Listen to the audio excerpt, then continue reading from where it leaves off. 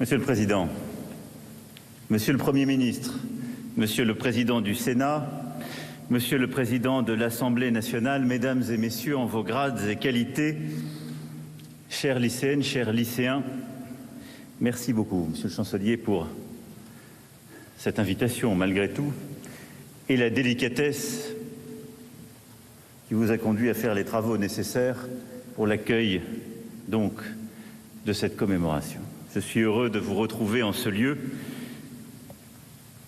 Les vraies conquêtes, les seules qui ne donnent aucun regret, sont celles que l'on fait sur l'ignorance. Si je cite ces mots, ce n'est pas simplement parce qu'ils furent écrits par Napoléon Bonaparte le jour même de son élection ici à l'Institut, le 25 décembre 1797. Mais parce qu'ils décrivent en quelque sorte ce qui nous réunit sous cette coupole, chacune et chacun ce soir, à l'occasion de ce bicentenaire. La lutte contre l'ignorance, l'amour du savoir et de l'histoire, et la volonté de ne rien céder à ceux qui entendent effacer le passé au motif qu'il ne correspond pas à l'idée qu'ils se font du présent. Non. Napoléon Bonaparte est une part de nous. Il l'est parce que dire son nom continue de faire vibrer partout 1000 cordes d'imaginaire. Les canonnades de la campagne d'Italie, l'entrechoquement des sabres d'Austerlitz, les suppliques grelottantes des soldats de la Grande Armée engagés dans la campagne de Russie. Napoléon Bonaparte est une part de nous. Parce que l'action et les leçons du guerrier, du stratège, du législateur, autant que du bâtisseur, portent encore jusqu'à notre siècle. Il l'est, car à mesure que son mythe s'est construit, il devint cette part de France qui a conquis le monde. Chateaubriand, dont vous avez rappelé l'un et l'autre la relation tumultueuse avec l'empereur, a saisi en quelque sorte, dans ces termes qui résonnent encore aujourd'hui, ce paradoxe: vivant, il a manqué le monde, mort, il le possède. Vous êtes lycéen, lycéenne, et l'institution même du lycée, la forme d'université, nous connaissons parfois la grande école que vous rejoindrez dans les mois ou les années à venir, nous en devons quelque chose à Napoléon. Et pour venir ici, à l'Institut de France, vous avez traversé Paris et sans doute êtes-vous passé devant l'Arc de Triomphe, l'église de la Madeleine, la colonne Vendôme, peut-être avez-vous traversé le pont d'Austerlitz ou d'Iéna, parcouru la rue de Rivoli, ces chefs-d'œuvre d'architecture et d'urbanisme, toutes ces références, nous les devons aussi à Napoléon. C'est là, vivant, et bien peu de destins, il faut le dire, ont façonné autant de vies au-delà de la leur. Et c'est ce qui fait que nous sommes rassemblés ce jour. Non pas pour nous livrer à une célébration exaltée, comme le fit en 1840 le peuple de Paris au retour des cendres de l'empereur, mais pour une commémoration éclairée, pour regarder notre histoire en face et en bloc, dire comme nation ce que Napoléon dit de nous et ce que nous avons fait de lui. Napoléon, en 1802, vous l'avez là aussi évoqué, a rétabli l'esclavage que la Convention de 1794 avait aboli. En 1848, avec Victor Schœlcher, la Deuxième République a réparé cette faute, cette trahison de l'esprit des Lumières. Elle a honoré au Panthéon ceux qui, comme Toussaint Louverture ou l'abbé Grégoire, portèrent alors le flambeau de l'universel. Napoléon, dans ses conquêtes, ne s'est jamais véritablement préoccupé des pertes humaines. Chateaubriand ira jusqu'à l'accuser d'avoir sacrifié avec force et exagération, il faut bien le dire, 5 millions de Français. Goya immortalisa le massacre cruel de civils espagnols en mai 1808. Nous avons ensuite, et depuis lors, placé la valeur de la vie humaine plus haut que tout, que ce soit dans les guerres ou dans les pandémies. Napoléon, ainsi fidèle à l'esprit de 1789, a gravé dans le marbre l'égalité civile entre les hommes dans le Code civil, la protection de la loi pour tous avec le Code pénal. Nous avons poursuivi cette œuvre de progrès en agissant pour l'égalité entre les femmes et les hommes et en retirant du Code pénal le plus cruel des châtiments, la peine de mort. Comme nous avons aussi élargi le chemin de mérite tracé avec le baccalauréat en ouvrant progressivement notre système éducatif au plus grand nombre.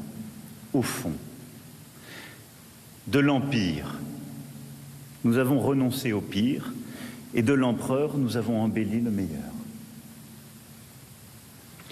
Commémorer ce bicentenaire, c'est dire cela, simplement, sereinement, sans céder jamais à la tentation du procès anachronique qui consisterait à juger le passé avec les lois du présent, mais en retraçant ce que nous sommes, nous, Français, une société historique, un pays de temps long qui avance sans effacer, sans nier ni renier, mais en réinterprétant sans cesse, en reconnaissant, en cherchant à comprendre.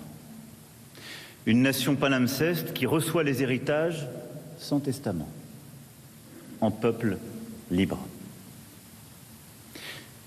De Clovis au comité de salut public, j'assume tout, disait-il lui-même. Aujourd'hui encore, nous assumons tout. Mais la vie et l'œuvre de Napoléon ne valent pas seulement pour ce que nous en avons fait en tant que nation. Si sa portée est sans frontières, si son éclat résiste à l'érosion des années, c'est parce que, charriant l'universel, sa vie porte en quelque sorte en chacun de nous comme un écho intime, faite de vertus anciennes et de paradoxes si contemporains. La vie de Napoléon est d'abord une ode à la volonté politique. À ceux qui jugent les destins figés, les existences écrites à l'avance, le parcours de l'enfant d'Ajaccio devenu maître de l'Europe démontre clairement qu'un homme peut changer le cours de l'histoire. Supprimer ses choix, son génie militaire, son énergie, ses options tactiques à Toulon, Austerlitz, Friedland ou Wagram, le visage du monde d'hier, comme celui d'aujourd'hui, en eût été changé. Imaginez réussi les tentatives d'assassinat de la rue Saint-Nicèze ou de Vienne. Le destin de la France n'aurait pas été le même. On aime Napoléon parce que sa vie a le goût du possible. Parce qu'elle est une invitation à prendre son risque, à faire confiance à l'imagination, à être pleinement soi. La vie de Napoléon est aussi un chant de la raison. Sans doute est-ce en effet l'un de ceux qui poussa le plus loin en pratique l'héritage des Lumières, la confiance en la science, l'art de l'organisation et tout cet héritage du XVIIIe siècle. Dans le mémorial de Sainte-Hélène sont décrites ses dispositions hors normes en mathématiques, les traités d'arithmétique et de physique dévorés, les jours et les nuits passés sur des ouvrages de stratégie militaire. Gaspard Gourgaud, un autre de ses compagnons d'exil, dira même de l'empereur qu'il était un système de Spinoza.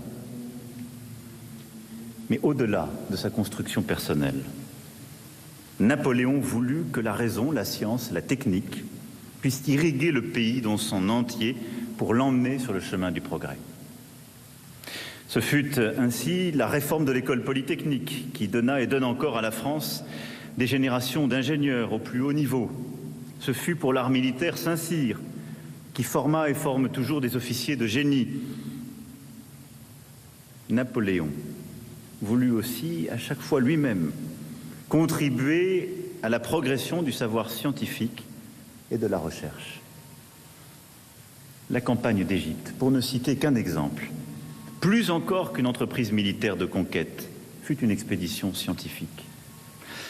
Depuis l'Institut, où il se montrait assidu, Napoléon convainquit plus de 150 mathématiciens, chimistes, géomètres, architectes, médecins, botanistes, parmi les plus en vue de son temps, de rejoindre une commission des sciences et des arts qui eut la charge d'étudier la civilisation, la faune, la flore, les techniques d'administration de l'Égypte. Ils le firent et ramenèrent une somme de connaissances, saluée de tous. Sa vie, enfin, est une épiphanie de la liberté. Malgré tous ses paradoxes et tout ce que vous avez parfaitement restitué de son rapport à celle-ci quand il s'agit de la liberté des autres. Mais si Napoléon est le premier des romantiques, ce n'est pas seulement parce qu'il fascina Goethe lors de leur rencontre à Erfurt, parce que Stendhal l'adorait, parce que Hugo n'eut pas assez d'alexandrin pour le célébrer, ou parce que Antoine Gengros le peignit au pont d'Arcole, visage émacié et cheveux au vent, dans cet arrangement avec l'histoire que vous évoquiez à l'instant, non. Mais parce qu'à chaque instant et en tous aspects, il réinventa son existence et fut infiniment libre. Une force qui va. Ainsi de ses amours, qu'il mena toujours selon son cœur et jusqu'à divorcer après avoir été couronné par le pape et avoir noué le concordat. Ainsi de son génie militaire, fait d'une grande maîtrise des stratégies autant que d'un art du mouvement et de la surprise, d'un écart avec les schémas classiques qui lui permirent d'atteindre des sommets. Ainsi du panache des 100 jours et de ses clameurs inouïes. Ainsi aussi de ses faiblesses, de la mélancolie de Sainte-Hélène. Ainsi de ses contradictions. Individualiste rassembleur, lucide, inconscient, despote éclairé, Napoléon, cela a été écrit, était capable de hauteurs ubuesques, de modestie provocante, de réussite de rêve comme de ces chutes qui l'accompagnent. Aigle et ogre, Alexandre et Néron, incarnation de la liberté autant que de la répression policière. Il pouvait en effet être à la fois l'âme du monde décrite par Hegel à Iéna et le démon de l'Europe. Revers funeste de sa liberté sans limite. Ce que Napoléon représente dans la construction de la nation, ce que Napoléon charrie d'universel est là. Et de là où je suis, enfin, Napoléon est l'homme qui a donné corps à notre organisation politique et administrative, qui a donné forme à cette souveraineté tâtonnante qui sortait de la Révolution. Là encore, nulle volonté de juger les conditions d'accès au pouvoir, Sieyès, le 18 Brumaire et l'orangerie du parc de Saint-Cloud. Nulle volonté non plus de dire si Napoléon a concrétisé ou au contraire dévoyé les valeurs révolutionnaires. Je me garderai bien de m'aventurer sur ces terres. D'abord devant beaucoup plus experts que moi, et parce que ce débat divisa les historiens dès l'instant où il rendit son dernier souffle et les agite encore aujourd'hui. Non. Mais le fait est qu'après des mois d'échecs, de France assiégée, de violences latentes, Napoléon sut incarner l'ordre. Le fait est qu'après des mois de tâtonnement et d'hésitation, il sut donner une forme durable à la géniale intuition révolutionnaire de souveraineté nationale. Comment ? Napoléon comprit très vite la nécessité de répondre au vertige de la fin du droit divin, en le substituant par une autre légitimité, une autre transcendance. Ce fut pour lui le peuple français. Tout ce qui est fait sans le peuple est illégitime.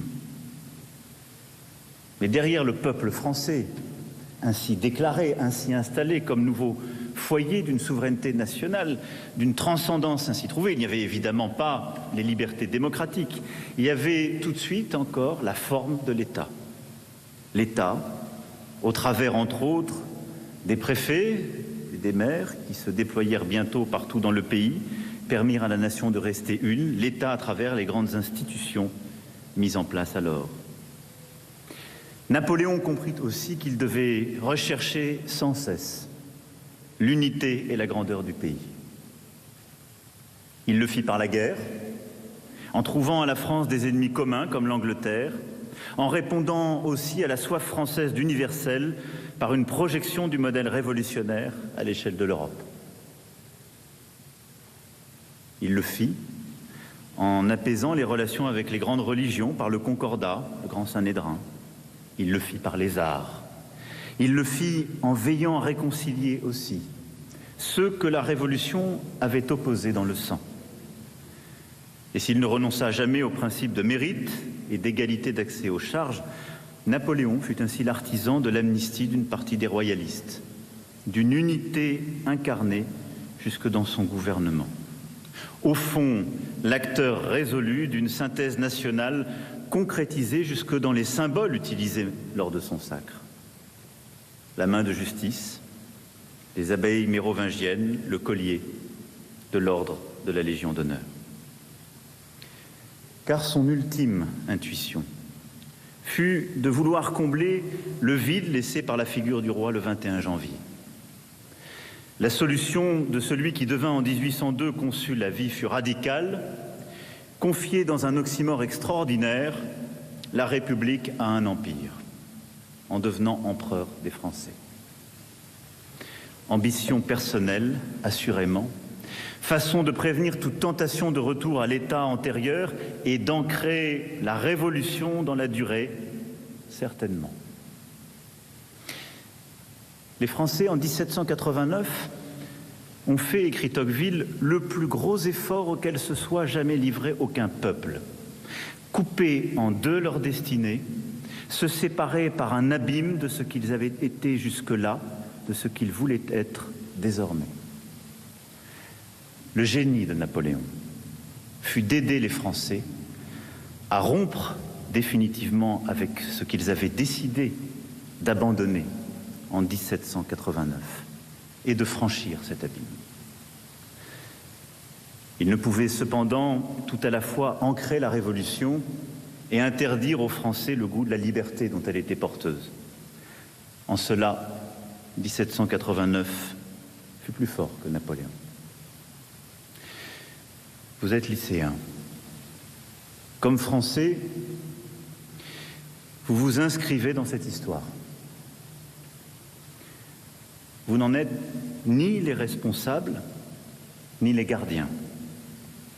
Vous pouvez l'aimer comme la critiquer. Encore faut-il l'apprendre, la connaître. Mais elle est là. Elle vous construit. Viatique pour affronter ce siècle, elle fait partie de vous. Et vous avez à la continuer. Alors sans doute, l'œuvre totale de Napoléon, tout en clair-obscur, n'a-t-elle pas livré encore tous ses secrets? Mais incontestablement, elle continue de nous forger. Et le soleil d'Austerlitz brille encore. Vive la République, vive la France.